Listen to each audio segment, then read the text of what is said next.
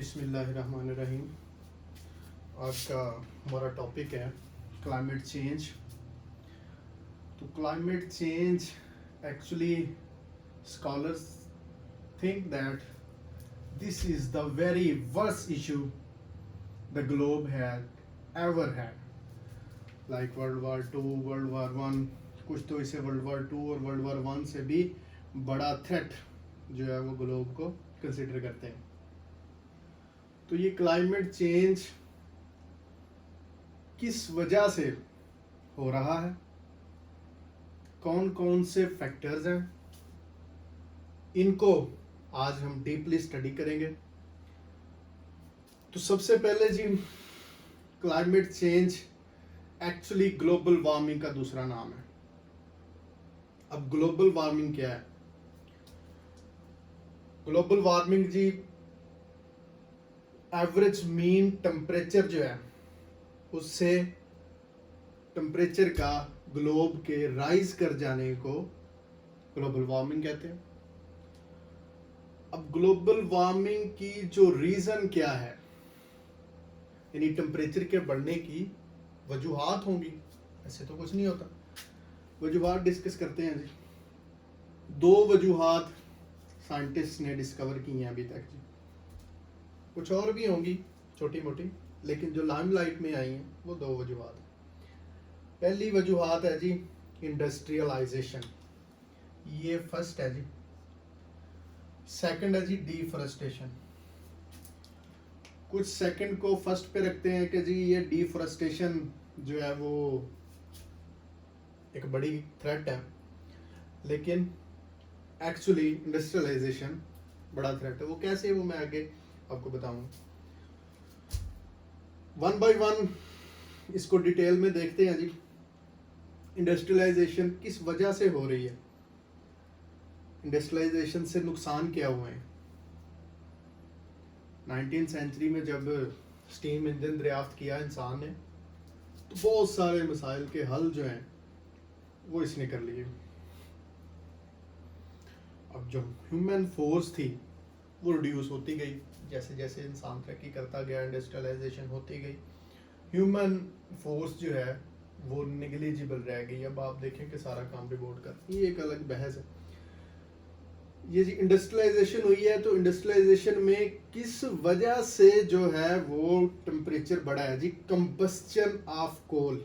अब कोयला भी से कहते हैं, ब्लैक कोयला पाकिस्तान में थार के इलाके में। अब इसके burning of coal, combustion of coal, इसके जलने से जो गैसेस पैदा होती हैं, mainly carbon dioxide, methane, nitrous oxide, hydrofluorocarbons, ये सारी जो गैसेस हैं ये कितनी खतरनाक हैं ये मैं आपको बताता हूँ। अब इंडस्ट्रियलाइजेशन से हुआ जी ग्रीन हाउस इफेक्ट। अब ग्रीन हाउस इफेक्ट क्या है उसको समझ लेते हैं जी। ये सन है जी, इससे रेज निकल रही हैं, ये हमारी अर्थ है, ठीक है जी। अब इससे रेज निकल करके हीट एनर्जी, ये हीट एनर्जी है, ये निकल करके जमीन में आती है दिन में, डे टाइम में। तो नाइट में जो जमीन है वो रिफ्लेक्ट बैक कर देती है सारी हीट एनर्जी को। तो इस तरह जो ग्लोबल टेम्परेचर है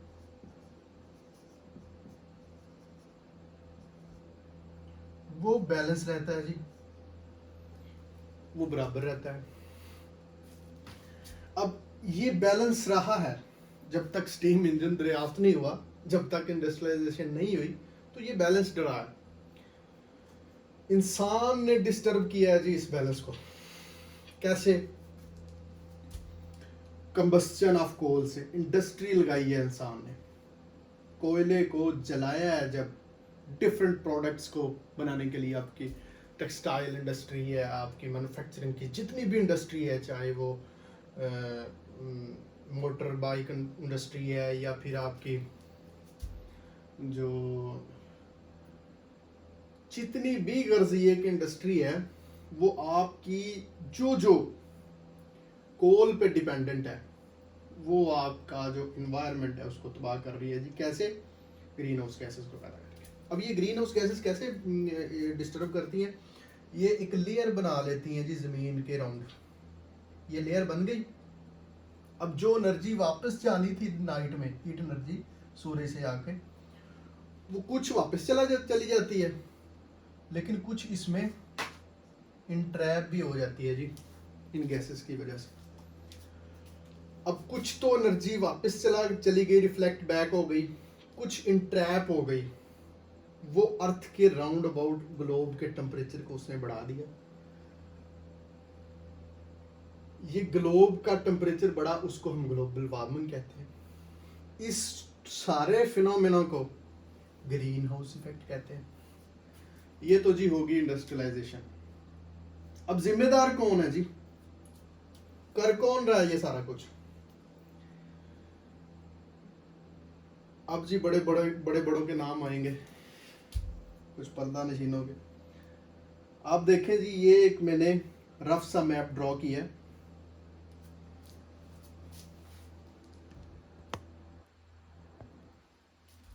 अब शायद आपको वाज़ेह नजर आए। ये कुछ कंट्रीज हैं जिनके कंट्रीब्यूशंस हैं कार्बन एमिशन। ये इंटरनेशनल एनर्जी एजेंसी है जी, उसकी एक रिपोर्ट है। वो कहते हैं जी 28% कार्बन को एमिट कर रहा है चाइना, 28%। 15% यूएस कर रहा है, यूनाइटेड स्टेट्स। 7% इंडिया कर रहा है, 5% रशिया कर रहा है। फिर ऑस्ट्रेलिया, टर्की, ब्राज़ील, अफ्रीका, ये 1% जर्मनी हो गया, ईरान हो गया, south Korea, Saudi Arabia, Japan. ये सारी डिटेल्स आपको वैसे ज़रूरत तो नहीं है, ये आप रिसर्च खुद भी कर सकते हैं, लेकिन फिर भी आपको बता दें ये तकरीबन 2% है इनका इंडिविजुअली, 2%। और ये जापान का 3% है।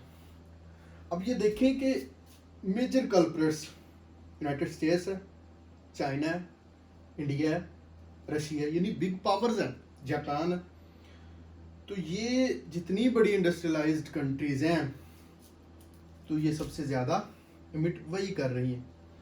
अब ये इसी रिपोर्ट के मुताबिक इंटरनेशनल एनर्जी एजेंसी की जो रिपोर्ट है वो कहती है जी China total 10.06 billion metric ton annually carbon dioxide emit करता है।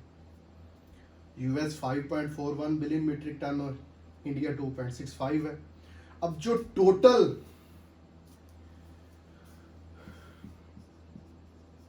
कार्बन डाइऑक्साइड इमिट हो रही है ग्लोब से, वो है जी 43 बिलियन मीट्रिक टन के राउंड अबाउट। अब अंदाजा कर लें आप, तो ग्लोबल वार्मिंग कैसे नहीं होगी? डिस्टर्ब कर दिया हमने सारा सिस्टम, सारा निजाम।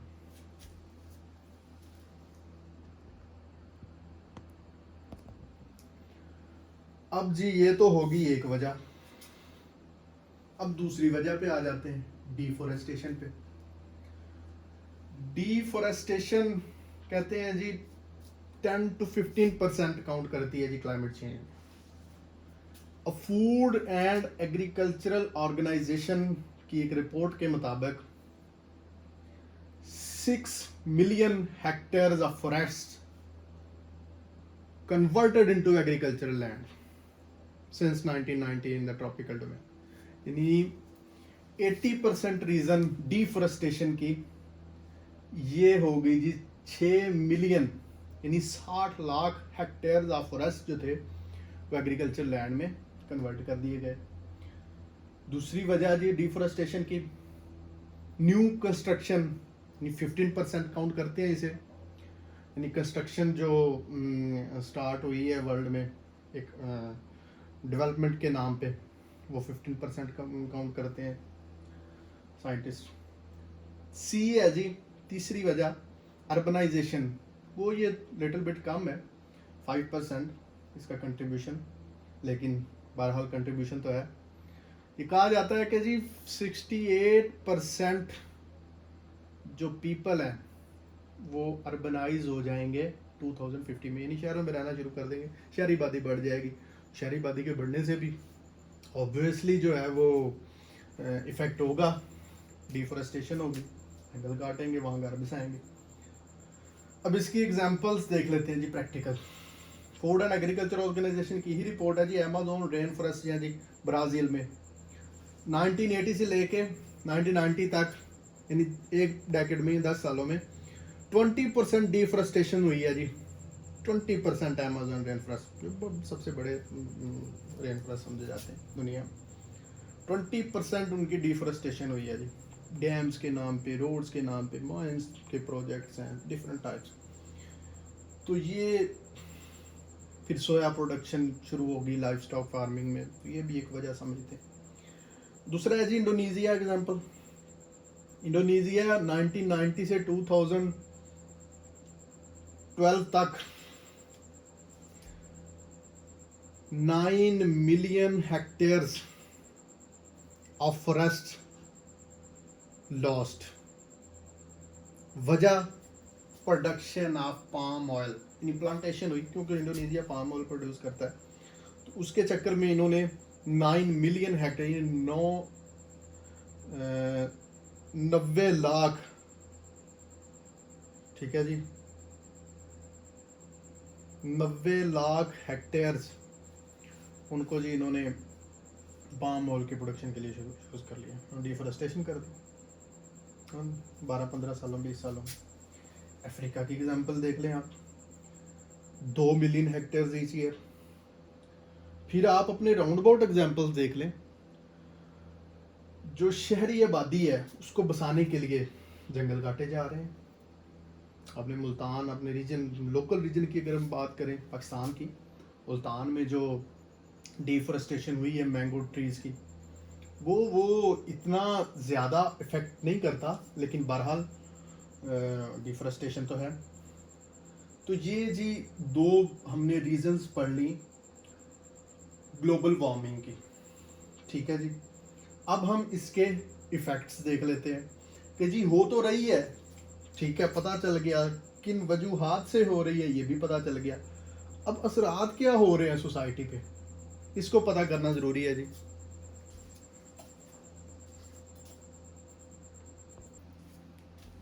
चले जी, पहले हमने इसकी डेफिनेशन पढ़ ली, कॉजेज पढ़ ली। अब जो क्लाइमेट चेंज के इफेक्ट्स हैं ग्लोब पे, वो किस तरह हैं, उनको स्टडी कर लेते हैं। इफेक्ट सबसे पहले जी चार, आप इसको 4 कैटेगरीज में डिवाइड कर लें। आर्कटिक रीजन होता है जी, लेट्स सपोज ये हमारी अर्थ है जी, ये आर्कटिक रीजन है, ये अंटार्कटिका है, ठीक है जी। यहाँ भी सारी आइस है जी, यहाँ भी सारी आइस है।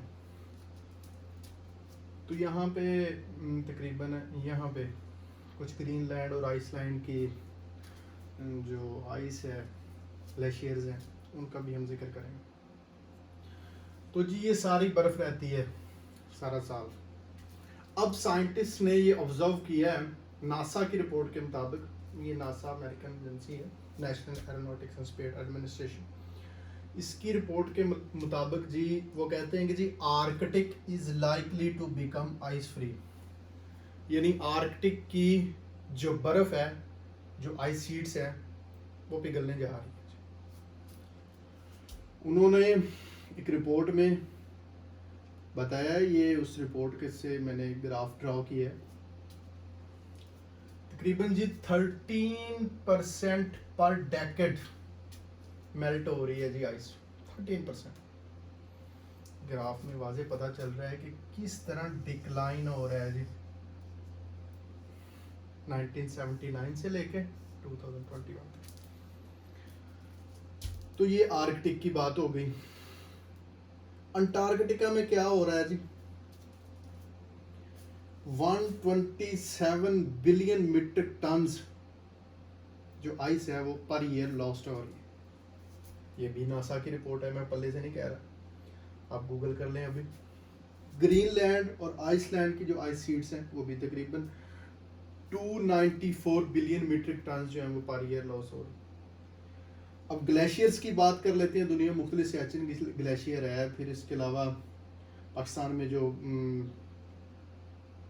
ग्लेशियर है, फिर इंडिया में भी इसका कुछ पार्ट है। तो इस तरह और दुनिया में बहुत बड़े ग्लेशियर्स हैं। तो वो जी 400 बिलियन मीट्रिक टन 1994 से उन्होंने रिकॉर्ड लिया है जी।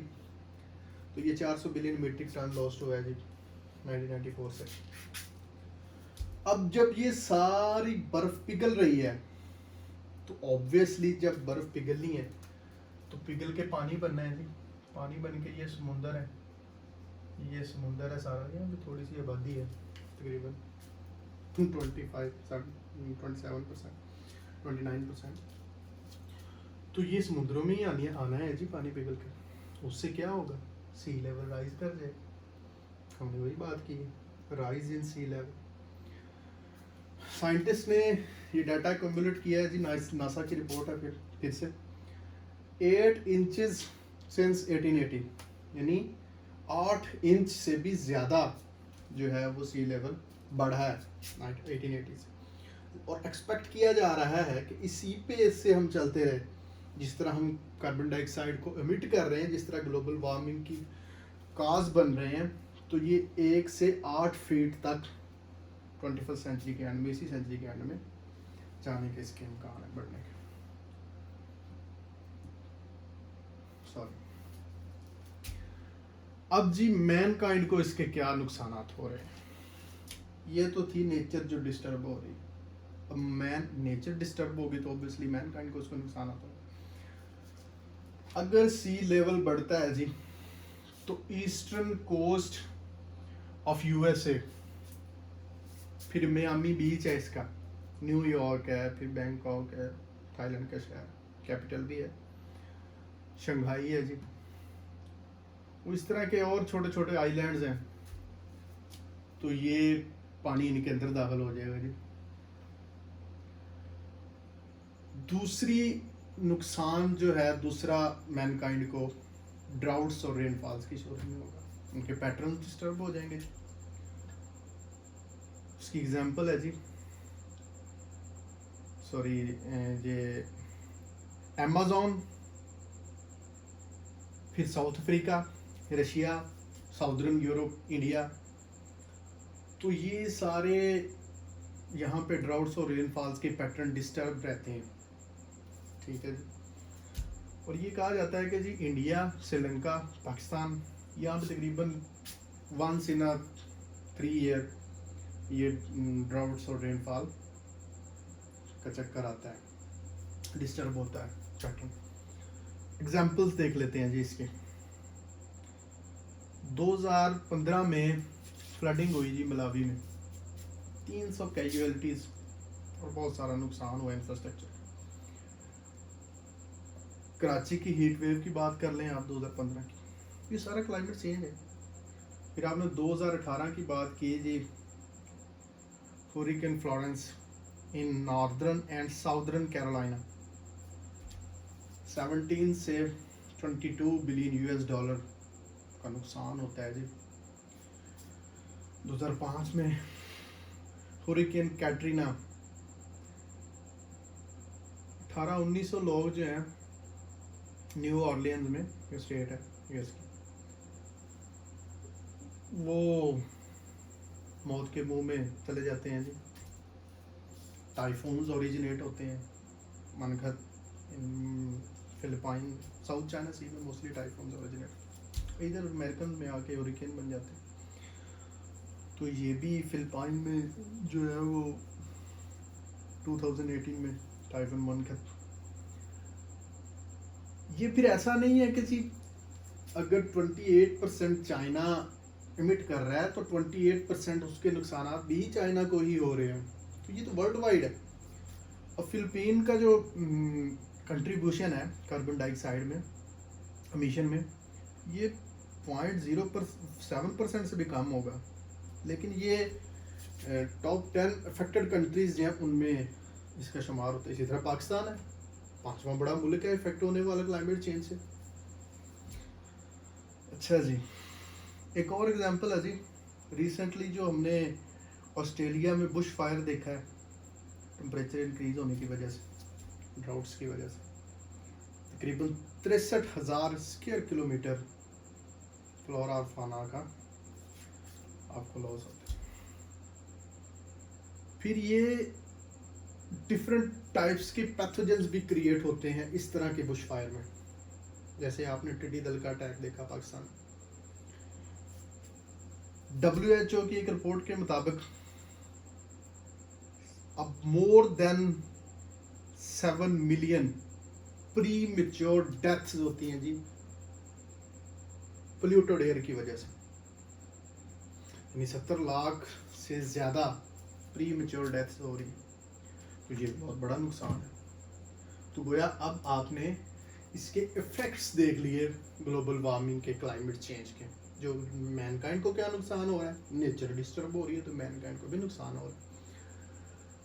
अब हम इसकी बात करेंगे कि जी रिस्पॉन्स स्ट्रेटजी क्या है। जब इतना कुछ हो रहा है तो ऑब्वियसली दुनिया के लीडर्स ने कुछ सोचा होगा, साइंटिस्ट ने शोर मचाया होगा, तो कुछ ना कुछ तो हुआ होगा। तो जो क्या हुआ है, किस तरह हुआ है, कौन कौन से एग्रीमेंट्स हुए हैं, दुनिया ने क्या किया है, तो वो आपको अभी आप बताते हैं। चलें जी,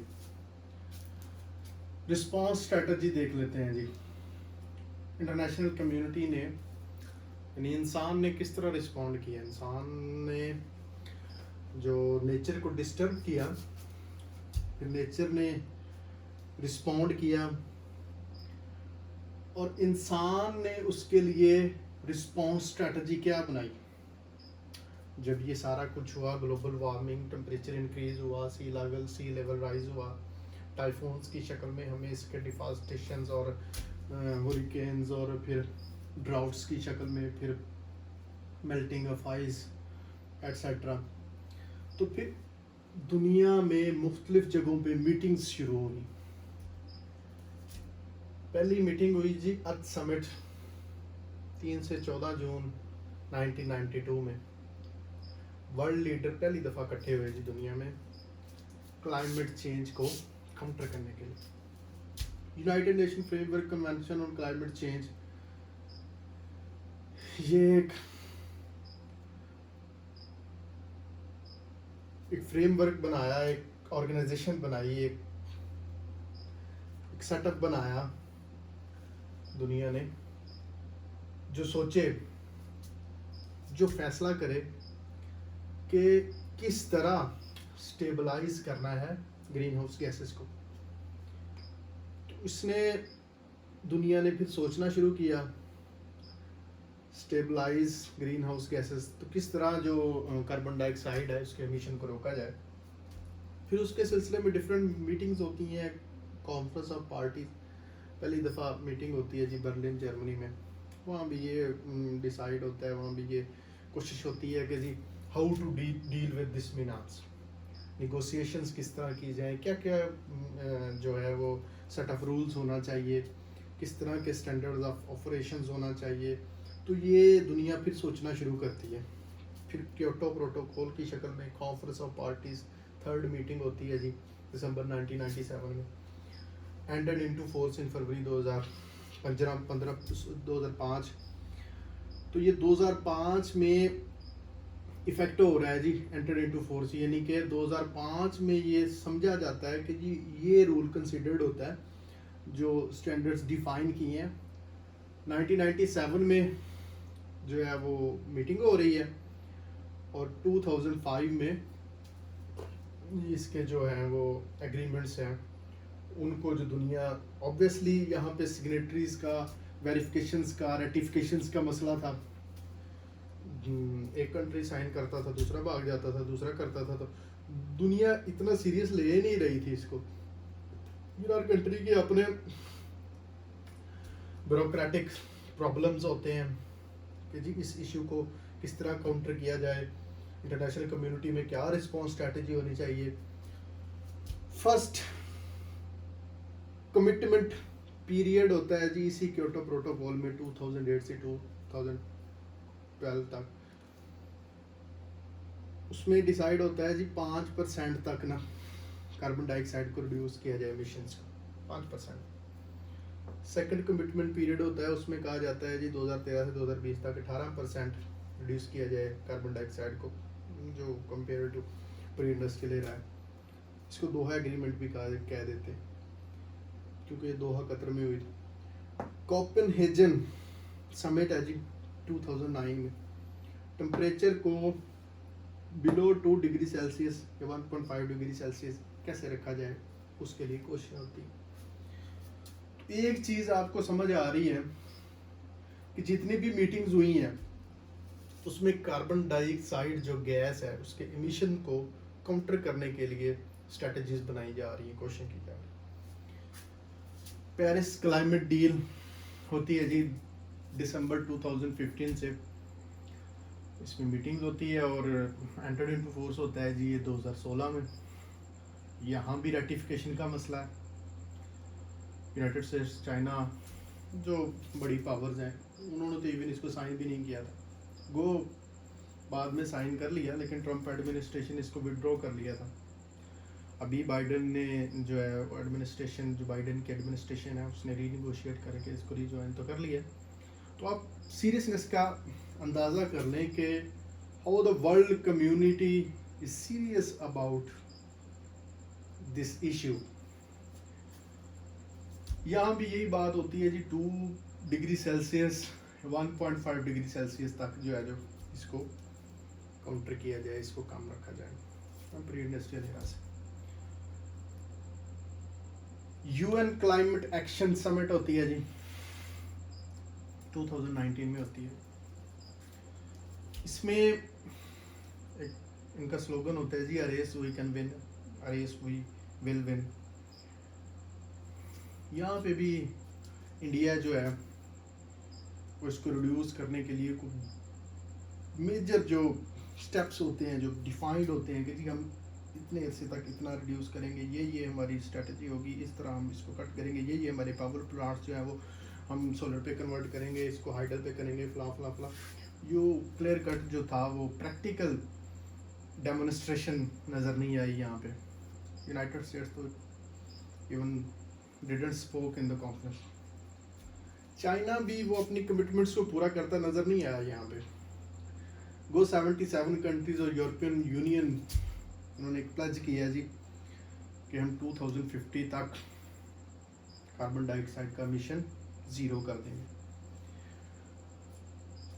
फिर ये आप देख रहे हैं जी वर्ल्ड कम्युनिटी सीरियस नहीं ले रही, इतना सीरियस एक्चुअली सीरियस ले रही है, लेकिन उनके अपने इंटरेस्ट हैं। यूनाइटेड स्टेट्स के इंटरेस्ट हैं, चाइना के इंटरेस्ट हैं, जापान है, इंडिया है, रशिया है, ये कोल कंबस्टन कर रहे हैं। तो इनके पावर प्लांट्स बड़े बड़े जो हैं, बिग जॉन्ट्स जो हैं, जो पावर प्लांट्स हैं इनके, वो कोल पे डिपेंडेंट है। तो ये अपनी इकोनॉमी को इतना बड़ा धचका नहीं देंगे। आजकल जो new war fronts lies in economic zone वाली बात है, जिसकी इकोनॉमी तगड़ी होगी वही बड़ा प्लेयर साबित होगा ग्लोब में। तो इसीलिए अभी तक इस पे कोई स्टैंडर्डाइज्ड जो है प्रैक्टिकल स्टेप्स नहीं लिए जा रहे, बस बातें हो रही हैं, ये कर देंगे वो कर देंगे, उससे कुछ नहीं होता। आपको मॉन्ट्रियल प्रोटोकॉल याद होगा, वहाँ क्लोरोफ्लोरोकार्बन्स और इनकी जो मिटिगेशन थी, इसकी वजह से ओजोन लेयर डिप्लीट हो रही थी। तो साइंटिस्ट ने जो डिटेक्ट किया, फिर इसके बाद वर्ल्ड लीडर्स इकट्ठे हुए, कम्युनिटी ने 2009 तक वो फिर इसको 0 पे ले गए थे, इसके एमिशंस को, ओजोन लेयर की डिप्लीशन, क्लोरोफ्लोरोकार्बन्स की ओजोन लेयर डिप्लीशन के जो काज बनते हैं। तो यहाँ पे वहाँ पे जो सीरियसनेस का मुजाहरा किया, यहाँ पे क्यों नहीं कर रहे? तो इसकी रीज़न यही है कि जी बिग पावर्स के इंटरेस्ट हैं इसमें। इस कंपेन का जिक्र करते हैं जी लोग, ग्रेटा थनबर्ग कंपेन है जी, स्वीडिश लड़की है जी, इसने अपने स्कूल बंक करके क्लाइमेट और ग्लोबल वार्मिंग के अगेंस्ट कंपेन्स शुरू की, स्लोगन शुरू किए। और फिर यूनाइटेड नेशंस जो है वो उसने 2018 की जो क्लाइमेट हुई है, यूएन क्लाइमेट की, उसमें इसको बोलने का भी मौका दिया गया। तो ये इंडिविजुअल लेवल पे भी आप इसकी कोशिश कर सकते हैं। ग्रीन हाउस गैसेस की एमिशंस की जो मिटिगेशन की कोशिश है वो इंडिविजुअल लेवल पे भी कर सकते हैं। ये तो सारा कुछ हो गया जी। अब इसका कंक्लूड करते हैं जी, सॉल्यूशंस क्या हैं। अब सॉल्यूशंस की तरफ मूव करते हैं।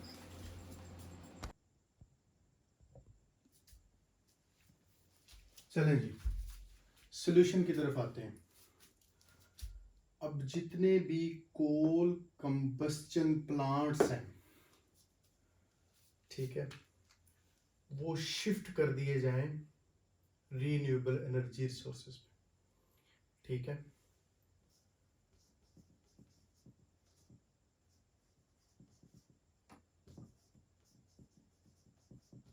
रीन्यूएबल एनर्जी पे शिफ्ट कर दिए जाए। स्विच ओवर, जैसे विंड एनर्जी है, सोलर एनर्जी है, हाइडल एनर्जी है, इसको यूज किया जा सकता है। उसके बाद है जी, टैक्सेस लगाएं आप, कार्बन टैक्सेस, यानी जितना कोई कंट्री कार्बन डाइऑक्साइड इमिट करता है, जितनी ज़्यादा, उतने आप टैक्सेस लगाएं उस पर ज़्यादा, उतने परसेंट आप उस पर टैक्स लगाएं। तीसरा सोल्यूशन है जी, हेल्प ऑफ डेवलपिंग नेशंस। अब जितने भी डेवलप्ड कंट्रीज हैं, डेवलप्ड कंट्रीज ही कोल की कंबस्टन कर रहे हैं, कार्बन डाइऑक्साइड जो है वो प्रोड्यूस कर रहे हैं, तो उनको चाहिए कि वो डेवलपिंग नेशंस की हेल्प करें, चले खुद ना करें, जो कार्बन टैक्सेस हैं उनके जिम्मे बनते वही दे दें, ताकि उसकी मिटिगेशन के लिए, प्लांटेशन के लिए, रीन्यूएबल एनर्जी पे जाने के लिए उनकी हेल्प हो सके। एक और चीज़ है जी, एफॉरेस्टेशन, जंगलात उगाएं। इसको प्लांटेशन इंजीनियरिंग भी कहते हैं। और फिर जो हमारे ऑलरेडी फॉरेस्ट हैं, जंगलात हैं, उनकी हिफाजत करें, अब बस कर जाएं, उनको ना काटें। जैसे कांगो बेसिन है, अमेज़न बेसिन है, इंडोनेशिया है, मलेशिया है, इनकी फॉरेस्ट है। तीसरा है जी, टेक्नोलॉजी ट्रांसफ़र हो, टेक्नोलॉजी शिफ्ट हो, डीजल इंजन, पेट्रोल इंजन से, फ्यूल इंजन से इलेक्ट्रिक इंजन की तरफ, जैसे टेस्ला कार की एक एग्जांपल दी है मैंने। तो इससे भी एनवायरनमेंट फ्रेंडली व्हीकल्स जो है वो इसको प्रमोट होंगी। अब जो कंक्लूजन पे आ जाते हैं जी, इस चीज़ के साथ मैं कंक्लूड करता हूँ कि ये एक ह्यूमन मेड फिनोमेना है जी, ह्यूमन मेड है, इंसान ने जो हरकतें की हैं, और उसकी एबिलिटी है, अल्लाह ताला ने इंसान में इतनी एबिलिटी रखी है कि वो इसको फिक्स कर सकता है, इसको जो है वो काउंटर करने की एबिलिटी रखता है, ठीक है। कुछ उसको भी फिक्स करना चाहिए, हो जाना चाहिए। एक और फिलोसॉफिकल डोमेन है जी,